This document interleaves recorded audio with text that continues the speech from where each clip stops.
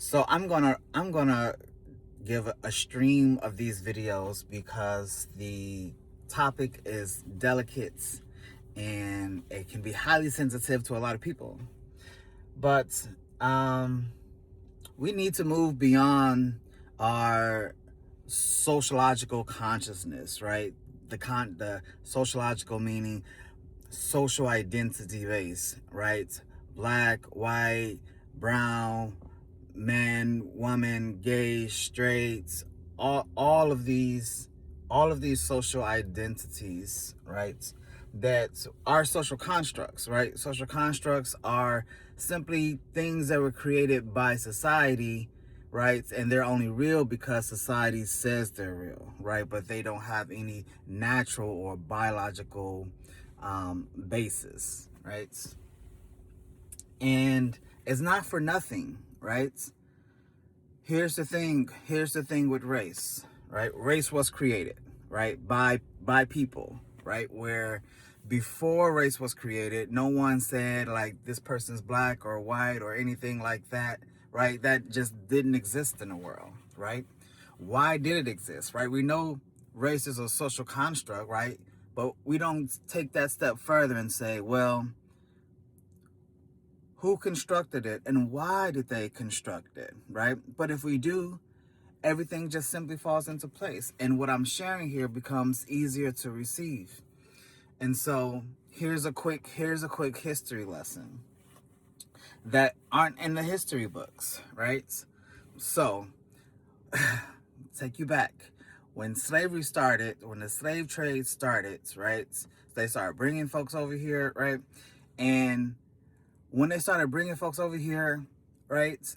First of all, it wasn't like this grand kidnapping scheme, right? It was economical, right? We, over there were different practices of a different type of slavery. Nothing at all of the kind of atrocity that was experienced here in the United States and other places. And they had like extra slaves, surplus slaves, right? And so the people here, they would take Manila, right? This kind of metal, right? And they would trade one Manila per person.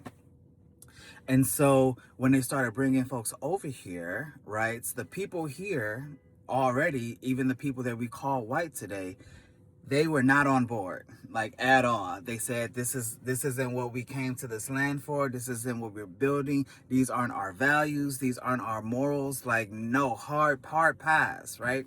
And so the people who were, wanted, right? This is where the seeds of capitalism also sprang, right? Getting this free labor.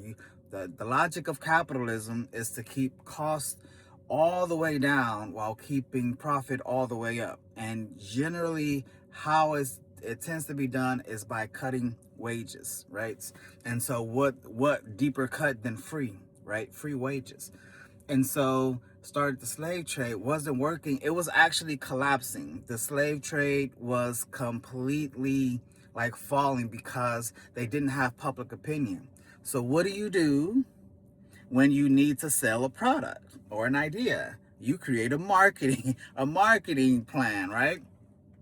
And so that what they did, right? Because they spent, the equivalent of millions for this, slave trade, and the manpower, the like, and they borrowed the money too. So like they had to make it work, right? And so they went to the university, right? And they said, we need y'all to prove that these people aren't actually people, right? Because I can bang on this steering wheel, right? And ain't nobody gonna say nothing really, right? But if I went to this neighbor next to me and banged on them, then some people will probably start, rushing to help or whatever. Because that's a human. This is a steering wheel, right?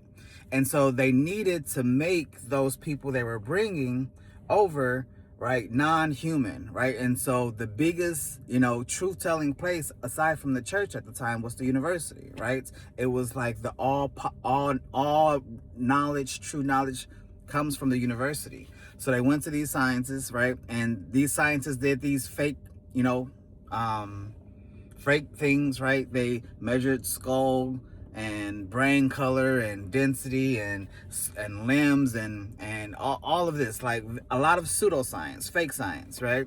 Because they already had the answer before they began, right? They were told to prove this, right? Not to see if, test the different, types of human body, right? They already had the goal, right? And so they said, all right, we figured it out. There are actually different races of humans, right?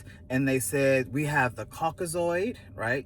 Which is where the term Caucasian comes from, right? Not just the Caucasus Mountains, right? Which means superior race. So whenever, like, people try to say white people in a polite way, they say Caucasian, not knowing that, like, they're saying superior race. It's kind of derogatory. But anyways, so you had the Caucasoid, right? You had the Mongoloid, right? And you had the Negroid, and then you had, what we identify as indigenous people today, right? And they said the Negroid was the most inferior, right? That they were actually fully human, right? And so, and it hasn't shifted, right? Negroid, Negro, Black, it's literally even the same terminology, right? And so then boom, right? They got the stamp of approval from the university, right? This, which is like the most high here. And then, they put this in books, they put it in newspapers, all of this, right? And then now, boom, public opinion completely changed, right? Oh, these people aren't actually people. They're not actually human, and they're built to work, right? And so because they're not actually human and they're an inferior race of human, then slavery is okay. So boom, got it, right? So what that then means, right?